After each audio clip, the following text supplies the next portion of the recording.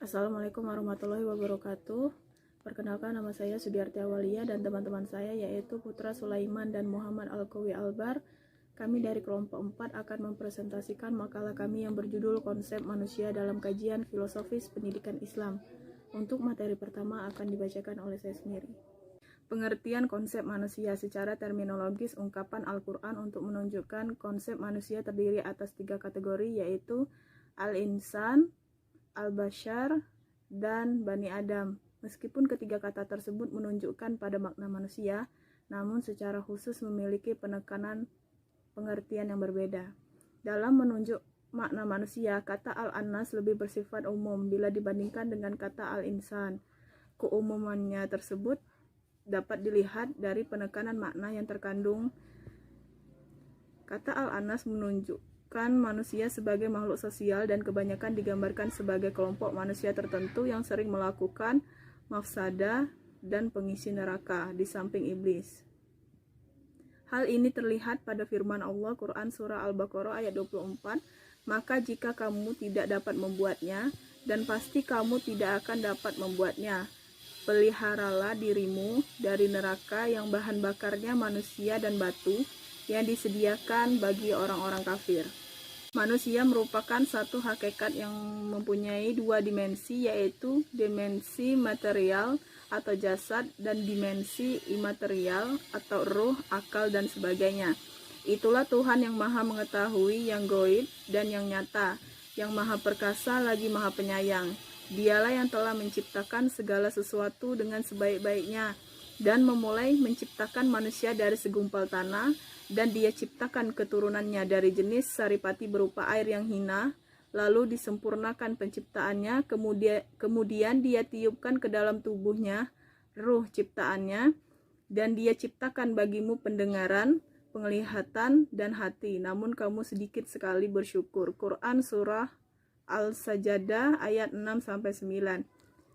Itu saja yang dapat saya sampaikan. Untuk materi selanjutnya akan dijelaskan oleh teman-teman saya. Baiklah, terima kasih kepada rekan saya, Kak Sudiarti Awalia, atas kesempatannya. Selanjutnya saya akan menyampaikan materi tentang tujuan dan fungsi penciptaan manusia. Manusia memiliki keistimewaan dibanding dengan makhluk Tuhan lainnya di muka bumi ini. Keistimewaan itu bisa kita lihat dari sisi penciptaan fisik maupun personalitas karakternya. Karena keistimewaan itu, penciptaan manusia memiliki tujuan, fungsi, dan tugas yang berbeda dengan makhluk yang lain. Al-Quran memberikan penjelasan mengenai tujuan, fungsi, dan tugas manusia di muka bumi. Tujuan penciptaan manusia adalah untuk mengenal Tuhannya, karena ketika di alam ruh, Allah telah mengambil syahadah atau kesaksian terhadap keberadaan dan keesaannya. Hal ini dijelaskan Allah pada surat Al-A'raf ayat 172 yang artinya, dan ingatlah ketika Tuhanmu mengeluarkan keturunan anak-anak Adam dari sulbi mereka, dan Allah mengambil kesaksian terhadap jiwa mereka seraya berfirman, bukankah aku ini Tuhanmu? Kemudian mereka menjawab, betul, engkau Tuhan kami menjadi saksi. Kami lakukan demikian itu agar di hari kiamat kamu tidak mengatakan, sesungguhnya kami, Bani Adam, adalah orang-orang yang lengah terhadap ini, keesaan Tuhan. Sedangkan fungsi manusia dijelaskan Allah dalam Al-Quran sebagai abd atau hamba Allah. Hal ini terdapat dalam firman Allah, Quran Surat Az-Zariyat ayat 56, yang artinya, dan tidaklah aku ciptakan jin dan manusia kecuali untuk beribadah kepadaku. Sedangkan dari sisi terminologi, terdapat sejumlah perbedaan pendapat di kalangan ulama tentang makna ibadah. Ibnu Katsir misalnya mendefinisikan ibadah dengan menunjuk sifatnya sebagai perbuatan yang menghimpun rasa cinta, penyerahan diri yang sempurna dari seorang hamba kepada Tuhannya, dan rasa khawatir yang mendalam terhadap penolakan Tuhan. Sedangkan Rasyid Ridho mengemukakan bahwa ibadah adalah kesadaran jiwa akan keagungan yang tidak diketahui sumbernya. Kekuatan hakikat dan wujud sumber tersebut tak terjangkau oleh manusia. Dari beberapa pengertian di atas, dapat diambil kesimpulan bahwa ketika abd mengandung pengertian bahwa ibadah dalam makna penyerahan diri terhadap hukum-hukum Allah Subhanahu wa taala yang menciptakannya.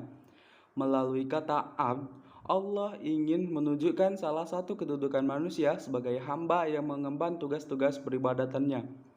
Hasan Langgulung menyatakan bahwa tugas manusia bukan saja sekedar kesanggupan untuk mengembangkan sifat-sifat Tuhan pada dirinya, tapi lebih jauh adalah kesanggupan manusia untuk mengurus sumber-sumber yang ada di muka bumi. Baiklah, sekian saja materi yang dapat saya sampaikan. Selanjutnya akan disampaikan oleh rekan saya Muhammad Al-Qawi Albar. Kepadanya saya persilahkan. Baiklah, saya akan melanjutkan materi dari Putra Sulaiman.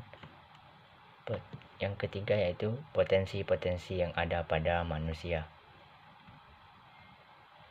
Dari kajian tentang manusia yang dihadapkan juga terhadap tugas dan tanggung jawabnya sebagai alfa, yang juga secara kuasa material dapat ditarik pengertian bahwa manusia itu terdiri dari atas dua substansi, yaitu yang pertama substansi jasad atau materi, yang bahan dasarnya adalah dari materi yang merupakan bagian dari alam semesta ciptaan Allah Subhanahu wa taala, dan dalam pertumbuhan dan perkembangannya tunduk dan mengikuti sunnatullah, aturan ketentuan hukum Allah yang berlaku di alam semesta.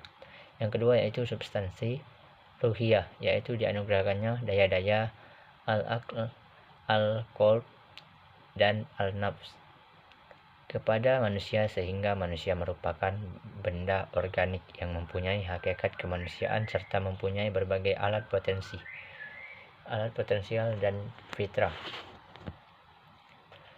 Manusia yang terdiri dari dua substansi telah dilengkapi dengan alat-alat potensi atau disebut fitrah yang harus diaktualisasikan dan ditumbuh kembangkan dalam kehidupan nyata di dunia melalui proses pendidikan, untuk selanjutnya dipertanggungjawabkan di hadapannya kelak di akhirat. Mungkin itu saja materi dari kelompok kami. Kami akhiri. Wassalamualaikum warahmatullahi wabarakatuh.